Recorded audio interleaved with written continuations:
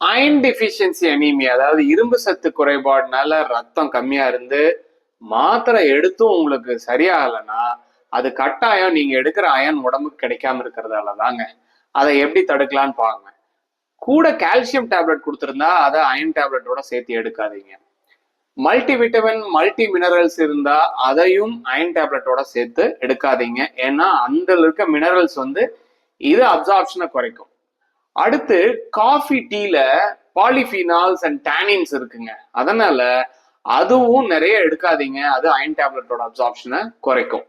அடுத்து ஃபைபர், நிறைய ஃபைபர் உணவுல இருந்தா கூட அது அப்சார்ப்ஷனை தடுக்கும். ஸோ அதுக்கு வேண்டி ஃபைபர் எடுக்காம இருக்க முடியுமா? முடியாது. ஸோ நீங்க உணவு எடுக்கிற டைம்ல இருந்து ஒரு 2 hours தள்ளி டேப்லெட் எடுங்க. உங்களுக்கு கேஸ்ட்ரைட்டிஸ் இல்லைன்னா எம்டி ஸ்டொமக்ல எடுங்க. கட்டாயம் உங்களோட அயன் அப்சார்ப்ஷன் பெட்டரா இருக்கும். கூட விட்டமின் சி ரிச் ஃபுட்ஸ் எடுத்துக்கோங்க.